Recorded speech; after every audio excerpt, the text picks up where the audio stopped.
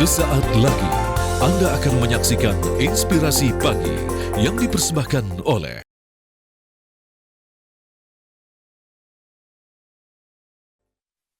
Halo, selamat pagi pemirsa TV One. Apa kabar Anda pagi ini? Semoga semuanya dalam keadaan yang sehat, semangat, dan juga baik ya. Senang sekali pagi ini saya Melisa Gandasari bisa menemani Anda semua dalam program kita bersama yaitu Inspirasi Pagi. Kita mau memberi inspirasi apa nih pagi ini? Kita mau bicara mengenai pendidikan. Kita semua pasti percaya ya bahwa pendidikan ini adalah salah satu hal yang penting yang biasanya diturunkan dari generasi ke generasi melalui pengajaran, pelatihan, dan juga penelitian yang pastinya sangat berpengaruh bagi kehidupan. Nah, pagi ini Inspirasi Pagi ingin membahas mengenai universitas terbuka yang terus meningkatkan kualitas tim pengajar, fasilitas, juga adanya program-program pemerintah yang dilakukan dalam meningkatkan potensi SDM yang berdaya saing dan juga unggul. Nah, untuk membahasnya pagi ini, saya sudah kedatangan tamu saya. Kita sapa terlebih dahulu. Ada Bapak Rahmat Budiman, SSM Hum PhD, selaku Wakil Rektor Bidang Pengembangan Institusi dan Kerjasama. Halo, selamat pagi Pak. Selamat pagi Mbak. Apa kabarnya? Alhamdulillah. Baik ya, sehat selalu, cerah Semangat. sekali pagi ini merah ya Pak ya.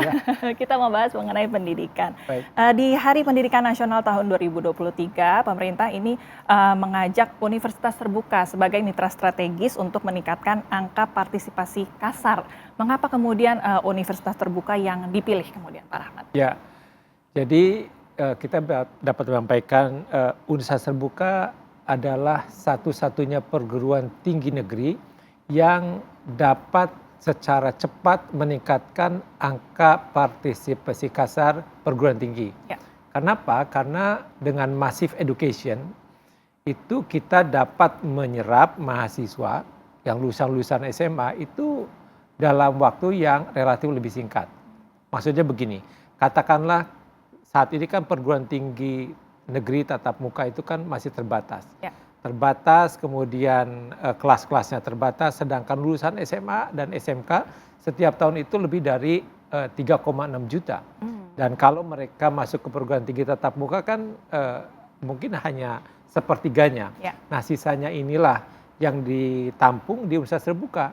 Sehingga jika mereka masuk ke perguruan tinggi, ke UT, maka angka partisipasi kasar perguruan tinggi itu akan segera cepat naik. Akan sama dengan APK di negara-negara tetangga, Malaysia, kemudian Filipina, Thailand, dan Vietnam. Baik. Gitu. Jadi salah satu masalahnya itu adalah keterbatasan dari gedungnya begitu. Betul. Ya kira-kira ya Pak ya? Keterbatasan gedung, Ya. keterbatasan fasilitas, keterbatasan pengajar. Nah, UT lah salah satunya, atau mungkin UT satu-satunya solusi bagi pemerintah untuk akselerasi, katakanlah akselerasi angka partisipasi kasar sehingga bisa mencapai setidaknya 50% di tahun depan. Baik. Salah satunya tadi fasilitas fisik begitu ya Pak ya. Betul. Ada masalah lain apalagi sih kemudian yang dihadapi sehingga tadi angka partisipasi kasarnya menjadi rendah kemudian di Indonesia ini Pak? Seperti kita ketahui bahwa banyak perguruan tinggi mungkin lebih dari 60% itu terkonsentrasi di Pulau Jawa. Sedangkan kan masyarakat kita mulai dari ujung Banda Aceh sampai ke Papua. Ya. Di paling atas ke Miangas gitu kan. Mereka itu kan di sana kan tidak pasti ada perguruan tinggi. Sebagai contoh, ada masyarakat kita yang tinggal di Miangas, lulusan SMA, tetapi mereka kalau mau kuliah itu harus ke Manado yang paling dekat. Ya, biaya tentu akan lebih mahal. Betul. Nah, mereka itu karena tidak ada biaya, akhirnya mereka tidak lanjut tinggal di Miangas atau misalnya di yang paling dekat dengan Pulau Jawa itu misalnya di Pulau Nias gitu ya. Mereka kan harus nyebrang ke Pulau Sumatera, ke Medan, ke Padang dan sebagainya. Nah, apabila mereka tidak punya kesempatan, tidak punya biaya, mereka ini tidak lanjut ke perguruan tinggi. Lulus SMA, mereka selesai tinggal di daerah masing-masing. Baik, sehingga diharapkan universitas terbuka ini bisa menjadi solusi kemudian. Betul, begitu ya Pak. ya. Kita harus tahan sebentar Pak, karena waktu kita habis nih ya. Nanti kita akan lanjutkan lagi bagaimana kemudian strategi yang dilakukan agar tadi ya para lulusan SMA bisa tertarik untuk masuk ke universitas terbuka. Dan kita nanti juga bukan hanya ngobrol berdua ya Pak ya, kita akan kedatangan bintang tamu. Mereka adalah alumni dari universitas terbuka yang pasti Anda juga kenal nih di rumah ya. Nanti kita akan ngobrol lagi ya Pak, kita lanjutkan lagi. Jangan kemana-mana, tetap di TV One. Anda kembali lagi di Inspirasi Pagi. Pemirsa, pagi ini kami sedang membahas bagaimana kita bisa bergerak bersama meningkatkan SDM Indonesia yang unggul bersama Universitas Terbuka. Pagi ini tadi saya sedang ngobrol bersama dengan Wakil Rektor Bidang Pengembangan Institusi dan Kerjasama, Pak Rahmat Budiman ya Pak ya. Dan kita juga sudah kedatangan tamu kita pagi ini. Saya perkenalkan terlebih dahulu ya. Mungkin ada juga sudah kenal di rumah. Kita sapa dulu, ada Mas Bayu Oktara, senior saya nih. Halo, apa kabar Mas? Baik, Terima kasih sehat. sudah hadir ya. Dengan senang hati. Ya. Dan ada juga di sini Bonita JKT48. Halo Bonita, apa kabar? Pagi, Terima kasih Kak. sudah hadir di sini ya. Mas Bayu dan juga Bonita ini adalah alumni dari Universitas Terbuka ya. Betul. Nanti kita ngobrol ya pengalamannya seperti apa. Tapi saya ke Pak Rahmat terlebih dahulu ya. Tadi masih terpotong nih. Pak Rahmat, tadi Universitas Terbuka ini merupakan salah satu solusi yang ditawarkan kemudian bagaimana supaya bisa menurunkan angka partisipasi, menaikkan angka partisipasi kasar. Strategi apa kemudian yang dilakukan Pak? Ya, jadi strateginya adalah kita bekerja sama dengan pemerintah pusat, pemerintah daerah, mitra-mitra lainnya. Seperti kita ketahui bahwa banyak masyarakat yang kesulitan untuk kuliah di perguruan tinggi negeri. Maka kita kerjasama dengan dengan pemerintah, ada KIPK, kemudian dengan pemerintah daerah memberikan beasiswa untuk warganya, kemudian juga kita bekerja sama dengan mitra-mitra lain untuk penyediaan beasiswa bagi masyarakat Indonesia. Alhamdulillah saat ini kita mengelola sekitar hampir lebih dari 20 miliar per tahun untuk beasiswa. Sehingga masyarakat Indonesia yang berada di daerah-daerah yang tidak terjangkau oleh perguruan tinggi tatap muka bisa kita layani. Saat ini kita di Miangas sebagai contoh, kita punya 3 orang mahasiswa dan ada 2 orang alumni. Baik. Nah kalau tanpa UT, mana mungkin ada orang Miangas bisa kuliah gitu di perguruan tinggi negeri. Kita coba tanya ke tamu kita yang Ya, lain ya, oke. Pak Rahmat. Ya, ini ada Bonita juga Mas Bayu. Tadi diceritakan Pak Rahmat, biasanya yang kuliah di Universitas Terbuka nih yang dari daerah begitu ya, sepertinya agak jauh. Kita ke Bonita dulu. Bonita, kenapa dulu kemudian memilih kuliahnya di Universitas Terbuka kemudian, Bonita? Karena pertama kan aku kan udah graduate JKT 2018 sebelumnya ya Kak.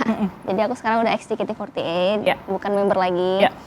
Aku dulu sambil JKT48, jadi waktunya susah. Baik. Terus aku ngeliat kakak aku kan kuliah sambil kerja di UT gitu kan. Terus aku kayak, Kak asing gak sih kuliah di UT gitu. Udah aku coba kuliah di UT gitu. Yang emang waktunya fleksibel banget, yang memungkinkan untuk kita tuh bisa kuliah sambil kerja juga. Dan terjangkau juga dari hal lainnya. Baik, baik. Jadi karena public figure, kemudian dulu sibuk ya. Kita tahu ya kalau JKT48 banyak manggungnya, kemudian begitu ini lebih betul, lebih bisa fleksibel kemudian. Kalau Mas Bayu kenapa kemudian memilih kuliahnya di Universitas Terbuka? Karena kurang lebih sama dibenturkan jadwal antara pekerjaan, waktu itu sudah siaran di radio, udah gitu juga udah kenal uang, akhirnya benturan antara jadwal kuliah sama nge-MC itu bikin pusing, sakit kepala. Ya. Nah UT ini solusinya, karena kita bisa sambil habis syuting, lagi nunggu, kerjain modul, udah gitu sekarang pilihannya kan banyak, bukan cuma tatap muka tapi juga tutorial online. Udah gitu juga materi-materinya nggak cuma buku tapi ada library online, ada radio, ada TV. Jadi sangat fleksibel secara waktu, memudahkan secara biaya, jadi kita bisa mengalokasikan biaya untuk prioritas yang lainnya. Dan ya kita secara kuliah tuh kalau misalnya di kelas biasa kita datang nyontek atau enggak, bukan nyontek ya, maksudnya kita duduk denger dosen absen, ya udah itu dianggap kuliah. Tapi di sini harus baca, harus bener ikut, bener-bener semuanya tergantung kita. Jadi secara karakter dan keilmuan saya rasa sih agak berbeda. Baik, baik. Menarik ya kemudian Pak Rahmat ya. Padahal kita pikirnya kalau pembelajaran jarak jauh tadi ya asal aja begitu kuliah, tapi ternyata enggak ya. Harus lebih serius, harus lebih belajar karena tadi nggak bisa kerja sama temennya. Baik, baik. Bagaimana kemudian agar mutu dari pembelajaran ini bisa tetap terjaga kemudian Pak Rahmat? Ya, jadi setiap proses bisnis UT itu kita memiliki namanya pedoman jaminan kualitas. Ya, jadi mulai dari pengembangan bahan ajar, bahan ujian, sampai dengan proses pembelajaran kita kawal dengan baik. Selain tentu kita juga memiliki BAN PT, Universitas Terbuka adalah satu-satunya perguruan tinggi jarak jauh di Asia yang setiap 3 tahun itu mengundang quality reviewer dari International Council for Open Distance Education, lembaga atau asosiasi pendidikan jarak tingkat dunia. Jadi setiap tahun mereka datang ke Indonesia. Kita undang oleh Universitas Terbuka secara rela untuk melihat, mereview apakah semua proses bisnis yang dijalankan oleh universitas terbuka itu sudah sesuai dengan kaidah-kaidah mutu perguruan tinggi tingkat dunia. Di Asia tidak ada, hanya UT. Oleh sebab itu, maka kita sangat concern dengan kualitas pendidikan, mulai dari bahan ajar sampai dengan ujiannya. Semua kita kawal dengan baik. Dan salah satu keuntungan kuliah di universitas terbuka adalah kita mahasiswa itu bisa mendapatkan dosen-dosen yang berasal dari perguruan tinggi tatap muka terkenal di Indonesia. Jadi bahan ajar ya, yang sebut modul tadi itu ditulis bukan oleh dosen UT, tetapi oleh para profesor, doktor yang terkenal dalam bidangnya dari perguruan tinggi tatap muka. Jadi mereka kita hire ya untuk mengembangkan bahan ajar. Ini menarik ya kemudiannya, saya penasaran deh mungkin bagi pemirsa di rumah juga yang belum pernah kuliah di universitas terbuka nih nggak mengerti begitu ya konsepnya itu seperti apa. Mas Boy boleh ceritakan dong konsepnya bagaimana sih kemudian sebenarnya? Oke, jadi kita seperti biasa setiap awal semester kita ambil dan memilih mata kuliah yang mau kita pilih sesuai jurusan dan fakultasnya. Lalu kemudian ada pilihan tutorial tatap muka dan juga tutorial online. Baik. Setelah itu kita diberikan bahan ajar berupa modul, buku, di situ ada latihan, ada soal, ada materi. Lalu kemudian kita bisa mengikuti perkuliahan baik itu tatap muka dengan tutornya ataupun secara online. Setelah itu kita ujian. Oke. Nah, di ujian itu kita digabung tuh sama fakultas-fakultas lain. Jadi di sebelah kanan, kiri, depan, belakang belum tentu soalnya sama. Oke. Gitu. Nah, setelah ujian itu ada standar nilai tertentu untuk bisa menentukan kelulusan. Jadi bukan cuma yang penting ujian ntar juga lulus, enggak gitu. Baik. Jadi ada standarnya dan setelah memenuhi SKS tertentu ada tugas akhir, ada tesis, lalu sidang, lulus dan wisuda. Baik, maka dari itu tadi waktunya jadi lebih fleksibel kemudian, tapi mutunya juga terjaga kemudian. Boleh cerita sedikit dong Bonita pengalamannya mungkin sedang ada pekerjaan, kemudian tapi harus berkuliah, bagaimana kemudian mengatasi hal tersebut Bonita? Kalau aku hari ini sih, kan aku kan lagi nyambung, kebetulan lagi nyambung S2 juga di UT kan.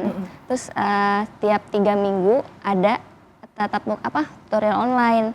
Nah kemarin itu aku lagi dinas, bener-bener kayak harus ke lapangan, ngecek di lapangan gitu kan, tapi ada jam tutorial online tuh. Terus aku join pakai headset tapi aku sambil kerja juga. Terus ditanyakan sama dosennya di absen kan, Dwi Putri Bonita, iya Bapak, maaf Pak, lagi mana? Saya lagi di IKN Pak. Ngapain kamu gitu kan? Saya sambil dinas Pak, sebentar ya Pak, saya menepi dulu gitu. Paling pengalaman seru-seru kayak gitu aja, karena kan jamnya sering nabrak gitu kan. Kan kita nggak tahu kapan kita dinas, dan tutornya pasti Sabtu Minggu ya Pak ya, di waktu fleksibel orang harusnya kan. Cuma karena pekerjaan memang harus dinas, paling serunya gitu sih. Jadi kayak ngapain pakai headset deh gitu kan sama bos. Aku sambil kuliah Pak, sebentar ya Pak. Aku bilang aku kuliah dulu bentar ya Pak gitu. Paling gitu sih. Tapi bisa dimungkinkan sehingga baik juga kemudian bagi mereka tadi bukan hanya pekerjaan sebagai public figure, tapi pekerjaan seperti Bonita saat ini kemudian yang sudah bekerja ini lebih fleksibel waktunya kemudian. Menarik ya, kita harus tahan sebentar lagi nih Pak Ahmad ya, Bonita dan juga Mas Bayu. Nanti kita ngobrol lagi karena begitu seru. Karena bukan hanya waktu yang fleksibel tapi banyak yang terjangkau lainnya ya Bonita ya. Nanti kita akan bahas, jadi Anda jangan kemana-mana, tetap di Inspirasi Pagi. Terima kasih pemirsa, Anda masih bersama dengan kami di Inspirasi Pagi. Kami masih membahas bagaimana kita bisa bersama meningkatkan SDM Indonesia yang unggul melalui Universitas Terbuka. Saya masih dengan Pak Rahmat, Bonita dan juga Mas Bayu di sini. Kita ngobrol lagi ya. Tadi sempat dibahas nih Pak, bagaimana salah satu masalah yang dihadapi kemudian mengapa angka partisipasi kasar ini menjadi rendah adalah karena kurangnya fasilitas begitu ya. Tapi ada alasan lain sepertinya sehingga lulusan SMA ini kemudian enggan begitu atau ragu melanjutkan ke pendidikan tinggi, mungkin karena biaya begitu masalahnya ya.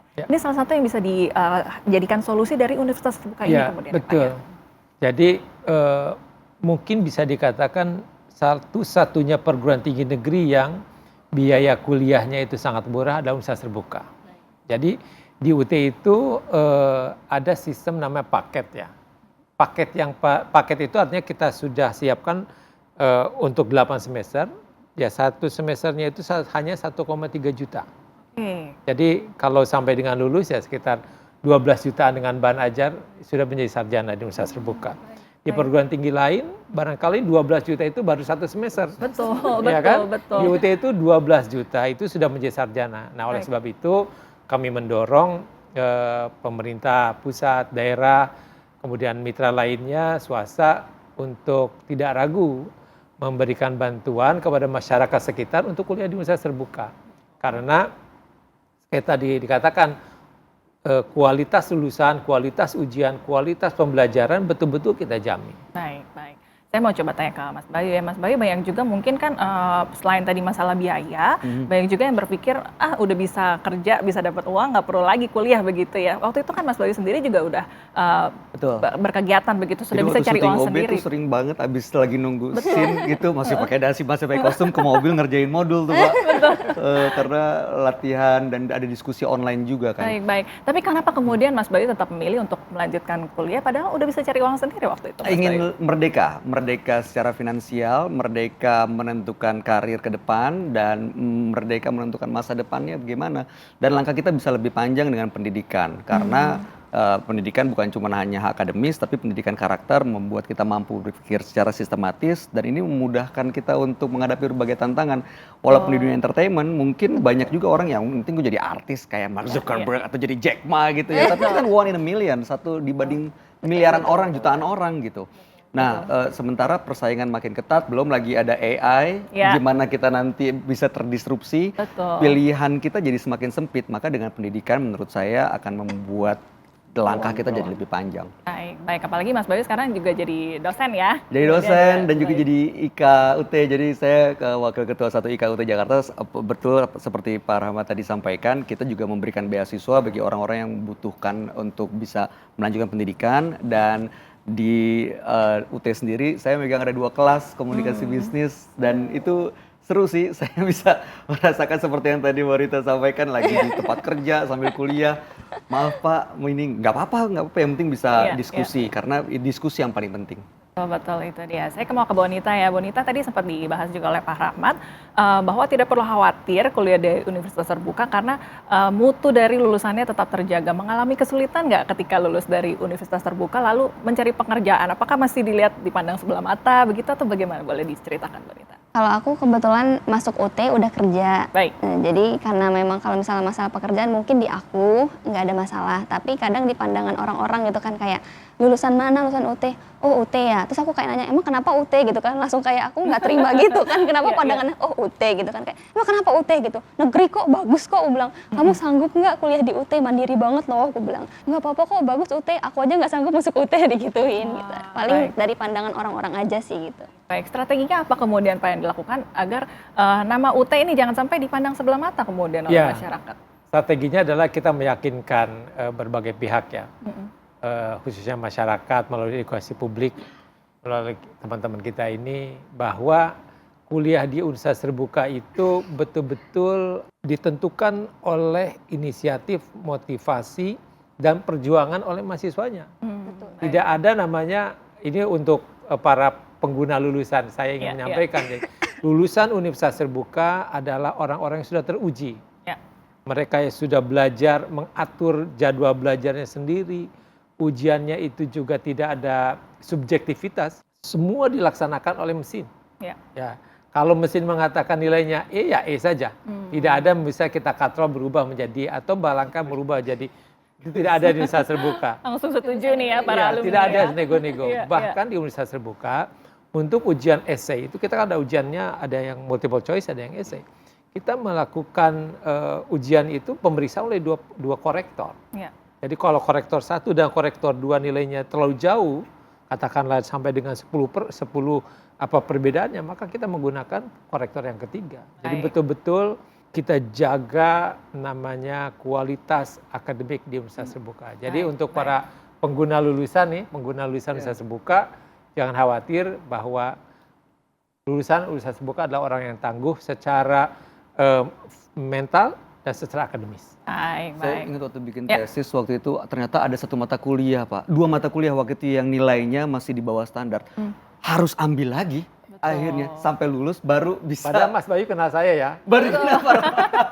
Saya emang gak bisa Kesaksian langsung nego-nego ya. itu para waktu bilang, Pak, ayo Pak udah mau tesis, yang penting kan Baik, udah baik. ambil, gak bisa nilainya, gak memenuhi standar. Ya, Akhirnya ya. sambil kuliah lagi. Jadi memang mutunya, standarnya selalu terjaga dengan baik. Ya, Betul. waktu kita sudah mau habis nih, mungkin Mas Bayu ada pesan apa nih yang ingin disampaikan? Mungkin ilmu-ilmu yang dulu didapatkan dari UT yang bisa diterapkan sekarang di pekerjaan seperti apa, Mas Bayu? Ya bukan pesen sih, cuman Ya. saya mau mengajak teman-teman yang mungkin selama ini pernah kuliah atau belum kuliah, yang masih mikir soal biaya atau nggak keterbatasan jarak atau nggak mungkin ada benturan dengan waktu pekerjaan gitu ya, keterbatasan waktu, ini adalah solusi yang bisa dimanfaatkan supaya kita bisa punya masa depan yang jauh lebih baik. Baik, Bonita ada yang mau disampaikan mungkin ke teman-teman nih? Kalau aku yang penting itu ilmunya dan pengalamannya. Ilmu itu bisa dapat di mana aja, bukan masalah tempatnya atau masalah mereknya, Ya. tapi yang penting pengalaman dan ilmunya yang didapat sih. Karena Mas sebagai penutup mungkin ada pesan atau harapan yang ingin disampaikan kepada teman-teman, mungkin sebentar lagi nih ada kelulusan begitu Iya, ya, mungkin betul. ada pemilihan berikutnya, ada pesan apa yang ingin disampaikan? Baik, jadi untuk masyarakat Indonesia dimanapun berada, mau ada di Indonesia maupun yang di luar negeri, jadi tidak ada lagi alasan untuk tidak kuliah karena terbentur biaya. Ya. Pemerintah sejak 1984 sudah menghadirkan universitas terbuka agar semua warga bangsa mendapatkan kesempatan yang sama untuk kuliah di perguruan tinggi negeri. Baik, apabila yang juga sudah bekerja tadi ya, jangan menjadikan alasan ya, Ya. bisa terus melanjutkan pendidikan, bisa menjadi solusi, semoga ya, sehingga tadi ya bisa mendapatkan SDM-SDM Indonesia yang unggul pada akhirnya. Baik, terima kasih Pak Rahmat, kasih. Mbak Bonita dan juga Mas Bayu, sukses selalu ya, sehat selalu, semoga sebagai dosen nih ya, bisa mengangkat SDM-SDM kita tadi menjadi lebih unggul ya. Baik, terima kasih pemirsa untuk kebersamaan kita pagi ini, semoga perbincangan tadi betul-betul bisa menjadi inspirasi bagi Anda. Kami harus pamit undur diri, kita jumpa lagi di lain kesempatan ya. Sampai jumpa.